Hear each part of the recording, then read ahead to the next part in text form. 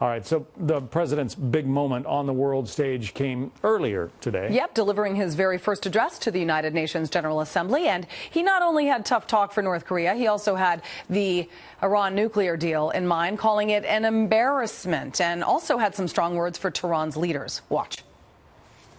The Iranian government masks a corrupt dictatorship behind the false guise of a democracy. The longest suffering victims of Iran's leaders are, in fact, its own people.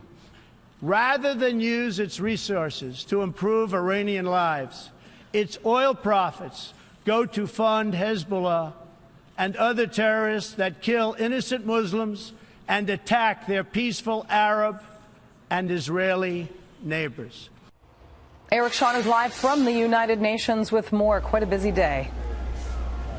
It is, Julie. We just heard the president give some gracious remarks at the Secretary General's luncheon in dealing with the United Nations, but his speech in front of the General Assembly was blunt and direct, as you just heard, and he was not the only world leader who's dealing with the global threats. The Iranian nuclear deal also was front and center. As the president spoke, Israeli Prime Minister Benjamin Netanyahu listened. He was in the hall. That's a very symbolic, important message that the Israeli leader was there during the president's speech. The president criticized the Iranian nuclear deal, basically saying potentially that it could be decertified coming up at some point next month. The concern is what happens after 10 years when the restrictions sunset.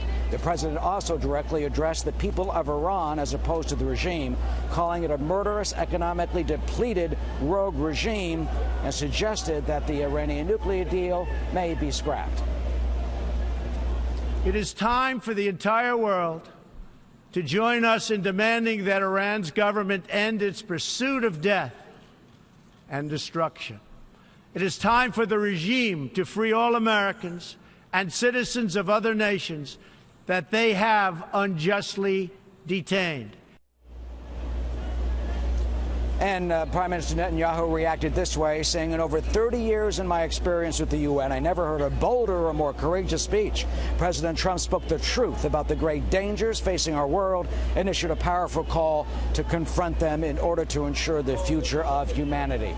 Other world leaders also dealt with terrorism. Francois Macron, the president of France, spoke about the threat of terrorism. But in contrast to the president, he supports the Iranian nuclear deal and says it would be a mistake to abandon it. Renouncing it would be a grave error. It would be irresponsible for us to fail to uphold that agreement. Well, the Venezuelan foreign minister, though, had sharp words for President Trump. He said the president came here not to talk about peace, but war. He said the president treated the other countries like, quote, employees, saying it is a, quote, sad day for the world. We will likely hear the reaction from Iran tomorrow.